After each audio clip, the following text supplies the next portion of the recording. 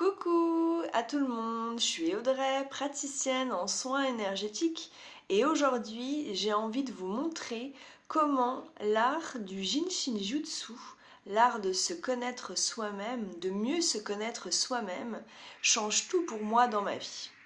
Dernièrement, j'avais un état général grippal, voilà, un état vraiment où j'étais fatiguée, où j'avais plus d'énergie et où je sentais que déjà là il y avait une inflammation qui commençait à montrer le bout de son nez au niveau de ma gorge, et puis ensuite à descendre tout doucement au niveau de mes poumons, et là j'ai senti vraiment que ça commençait à s'obstruer, que c'était lourd, que c'était encombré.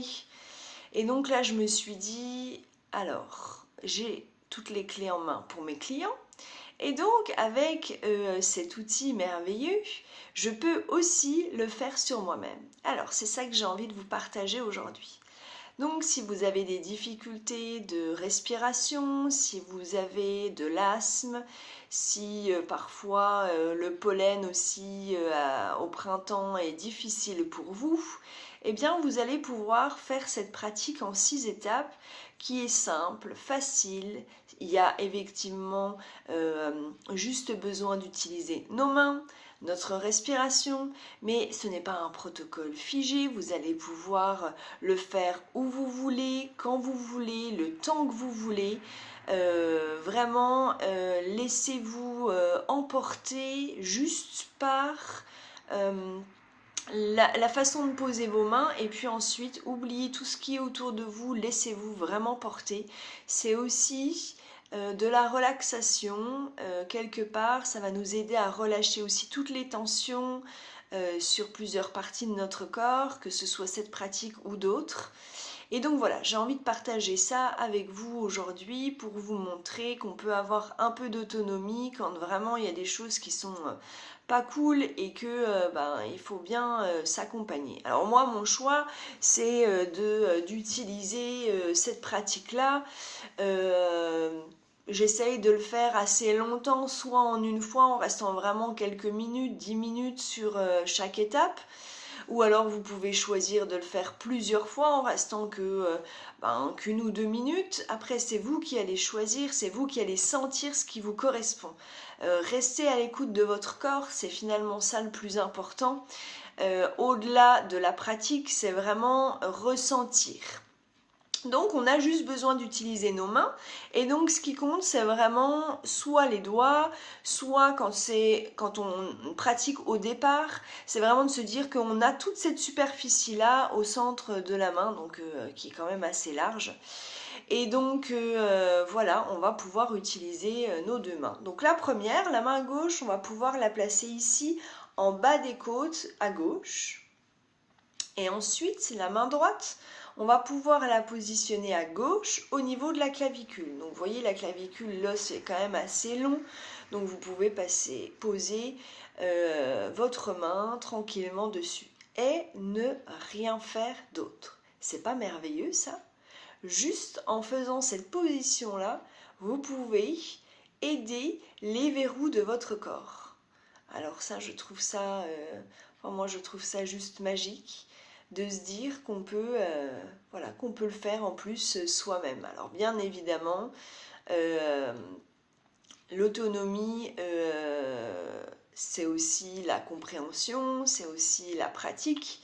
Mais voilà, j'avais envie de vous donner quelques petits tuyaux pour le faire déjà vous-même.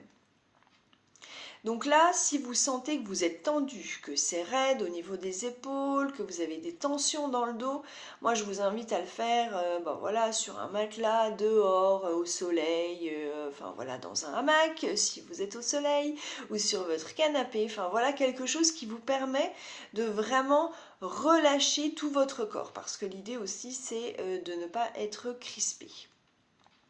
Vous pouvez fermer les yeux et puis vous allez pouvoir ressentir des choses sous vos mains, ou peut-être rien du tout. Dans les deux cas, ça fonctionne, la magie opère. Vous pouvez sentir un courant chaud, un courant froid dans votre corps, tout est ok. Et soyez juste à l'écoute de ce qui se passe pour vous.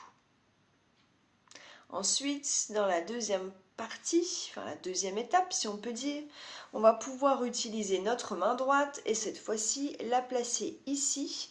Donc vraiment qu'il puisse descendre au maximum derrière. Et donc pendant toute la pratique, on va laisser la main gauche ici, ça c'est simple. Et donc là, on va pouvoir la positionner entre le coude et l'épaule, à peu près à mi-chemin, de cette façon-là. Ça, c'est la deuxième étape. Ensuite, on va pouvoir poursuivre. Moi, je le fais d'affilée pour que vous puissiez vous aussi vous noter et après y revenir sans que j'ai des explications tout du long. Donc là, pour la troisième étape, on va pouvoir utiliser notre main droite puisque c'est la seule qui va bouger et la positionner ici au niveau du dessous du pouce sur la partie peut-être un petit peu bombée. Donc on peut la poser comme ça, on peut poser un seul doigt. Moi je choisis souvent de poser un seul doigt et de continuer comme ça, mais vous pouvez aussi poser le dos de la main. Enfin voilà, après libre à vous de trouver la meilleure position. Ensuite, pour continuer, on va utiliser toujours uniquement notre main droite et on va la positionner ici, ce qu'on appelle en porte-manteau. Donc voilà, au niveau de votre épaule. Donc si vous avez les doigts qui retombent comme ça, c'est bien aussi, c'est pas obligatoire, ça dépend de la taille de votre main. Donc ça c'est pour la quatrième étape. Et puis ensuite, on va utiliser notre main droite et cette fois-ci on va la déplacer au niveau de notre clavicule, mais cette fois la clavicule à droite.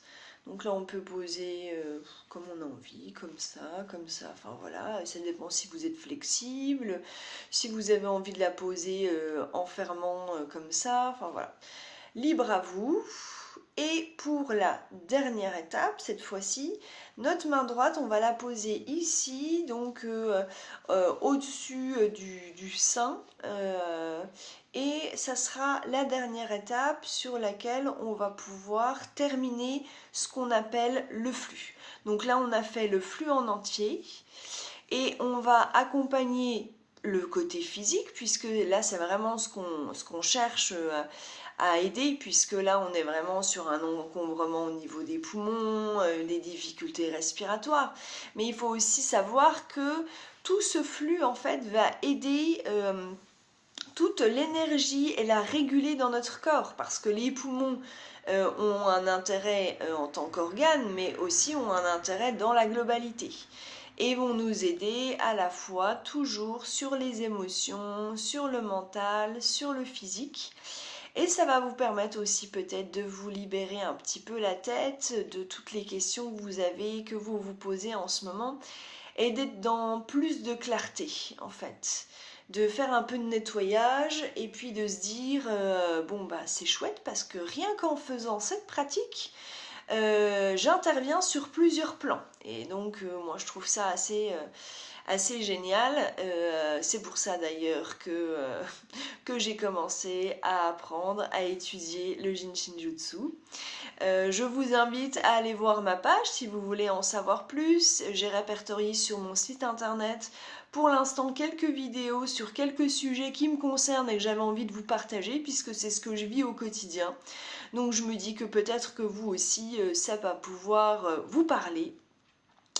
Ensuite, moi je suis basée dans le Grand Est et si vous voulez en savoir plus, n'hésitez pas à m'écrire, à me poser une question, j'y répondrai avec joie. En attendant, je vous souhaite une excellente journée, une excellente semaine et une très belle fin d'année si on ne se retrouve pas ici. À très bientôt!